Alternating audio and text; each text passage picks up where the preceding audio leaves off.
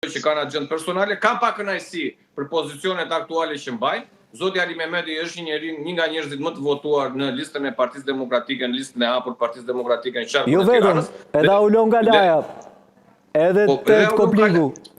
Po shikoni, nëse Aulon Kalaja ishte pjesë e kafes, unë nuk e pash që ishte pjesë e takimit në Durrës. Pra, njerëzit që kanë të parë. Aty ishte.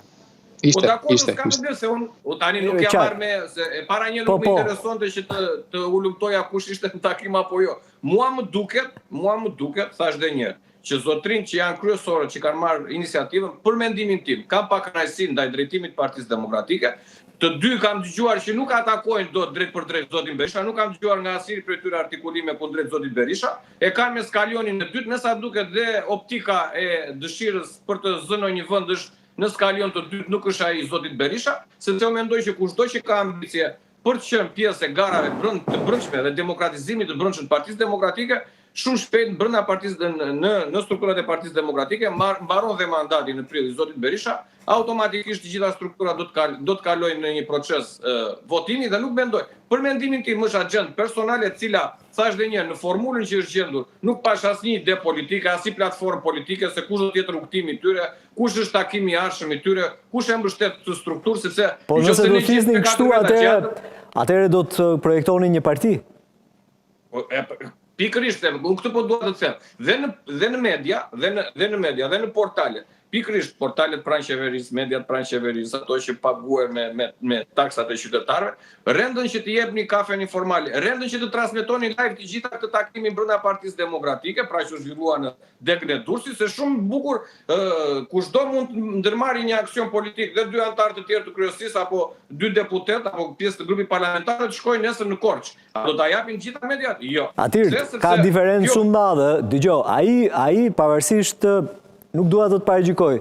Pavarësisht se unë mundua të minimizoj, nuk e di nga ju, nga zoti Bardhi apo edhe nga zoti Berisha, kafja ky është një zhvillim shumë i rëndësishëm. Edhe ta thash pak më parë, media kishte pasur të drejtë që këtë kafe le themi e trajtoi në mënyrën e dur dhe i kushtoi vëmendjen e dur, duke qenë se pak kohë më pas u zhvillua një takim në Durrës. Ilir, të them diçka? Shiko. Ma dëgjoj ti, është shumë e thjeshtë. Nëse thash dhe një herë, nëse dhe unë mund të kisha shkuar në atë kafe, të më merrte Auloni si miku i tij, se nuk jam mik as i Saliani, as i Ali Mehmetit, si mik i Aulon Kalas, mund të më telefononte të më thoshte Tir, do unë do jem në orë. Ti the pak më parë Tir, më lejo të drejtohem me ti. The pak më parë, kushdo mund të bëjë një organizim tillë pse u kushtua vëmendje. Ja ta them unë. Zoti Saliani ka bërë burg për subjektin e tij politik apo jo, për Partinë Demokratike, duke mbrojtur kauzat edhe duke bërë opozit e para. Po çfarë do të thonë kjo që ka bërë burg? Aulon Kalaja është më i votuari i qarkut të Durrësit, në Shkodër gjithashtu Ted Kopliku, zoti Ali Mehmeti gjithashtu më i votuari në Tiranë. Çfarë duhet më shumë për t'i kushtuar vëmendje një kafe që u shndrua në një takim? Shiko, të lutem, që t'i marrim me radhë, se po edhe për emrat. Ta marr një opinion edhe nga Sidi, se më duket se e lam ca kohë që të vise, se këtu jemi. Jo, po mi shkarkove baterinë në këtë komunikim, pastaj kthehem i butu, nuk. Po ja, po mirë, me lejen e Sidit vjo, Po. Ja, po zoti Saliani dhe burgu, shiko, në një përballje, se zoti Saliani të dha gjitha ato argumenta. Që këta janë njerëz me rëndësi, që të rreqin e elektoratit dhe demokratët i duan.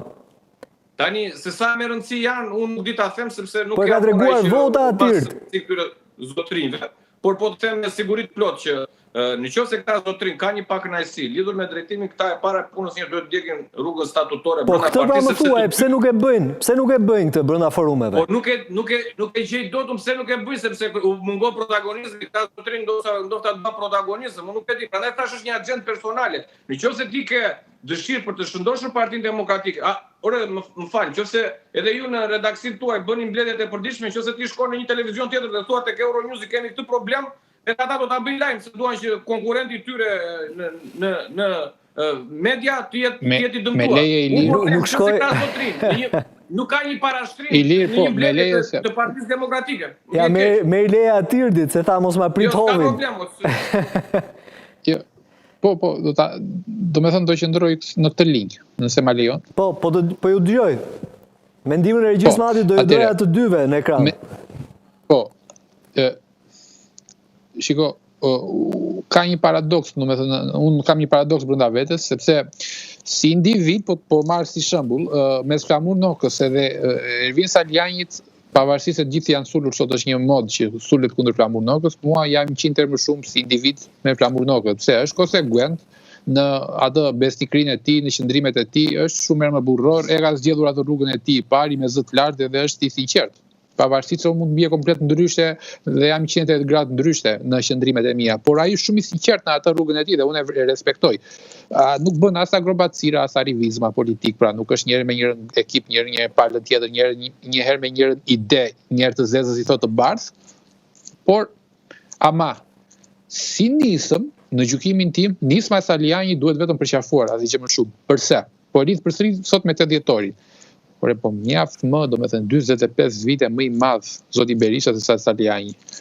Shqyr, më në fund krijohet një mekanizëm ose një precedent që një djalë gjysmë shekulli më i ri e sfidon këtë liderin legjendar që nuk guxon njeri ta sfidoj. Gjithmonë kjo ishte aforizmi në Thojza. Dakord jam dhe unë sfida, po si e sfidon? Si e sfidon? Ai për mendimin tim, ai se e kam ndjekur unë, e ka sfiduar dhe këtu do ta lidh me ty direkt, personalisht me juve domethënë në kuptimin më pozitiv të fjalës. Ai në diskursin e tij ka thënë diçka, jo te foltoria e Durrësit, por në një intervistë post foltores, të mos gaboj, ku thotë: "Unë me zotin Berisha nuk mund të takohem më tash, thotë, sepse kam pasur një bisedë përpara se të nisja dëgjesat me demokratët ku i them që ti duhet, kur ke elefantin në dhëmë, që ke Belinda Ballukun, Erion Velin, Edi Ramën të marrë në hetim tashmë, ti duhet bësh një protestë të dhunshme, ose një revolt, se protestë e dhunshme ka konotacion të keq, një revolt të fuqishme kombëtare përpara ministrive përkatëse dhe përpara kryeministrisë. Mos bë foltore me mbash fjalime me 4-5 me 30 veta, me 40 veta. Përse nuk e bën zoti Berisha këtë? Zoti Saliani duhet të ndahet me zotin Berisha, meqenëse pas ka këtë mendim, unë jam dakord. Edhe unë dakord jam që duhet proteste fuqishme. Po si realizojnë proteste fuqishme, se nëse Saliani rin në klub edhe mendoj që do vinë njerëzit se ka rritur protestë PD-ja, kjo nuk ndikon. Jo. Sindi, ma kupton. Ky është thelbi, po. Ky është thelbi. Te pyetja juaj është thelbi, po. Dhe unë këtu do ja përgjigjen. Tani ai nuk e ka te procedura, te forma, përse nuk zbatohet ajo forma që kërkon ai. Ai thot arsyet pse nuk e bën zoti Berisha këtë, ajo më shtyn mua që unë mos kem komunikim me zotin Berisha, po të dal, po them si elektron i lirë. Dhe kush ishin arsyet? Sipas atë që ai latë nën kuptonte është që zoti Berisha ka interesat me zonjën Belinda Balluku. Dhe sipas dhe informacioneve që ne kemi marrë dhe në rrugë mediatike, dhe këtu duhet ta ndërlidh pas një lloj komplimenti përsëri me sinqeritet të madh, unë të ndjek shumë në diskutimet e tua në Këshillin Bashkiak dhe e meriton, sepse dua ta bëj këtë gjë tani, sepse ti e meriton që të vlerësoj. Ke bërë diskutime të jashtëzakonshme, sepse këtu në Tiranë është fokusi te Këshilli Bashkiak i Tiranës, mbase te figura si zoti Ilir Ali Mehmeti, ka respekt, pa diskutim, po zoti Ilir Ali Mehmeti nuk ka bërë betejën që ke bërë ti Atirt. Me emra oligarkësh,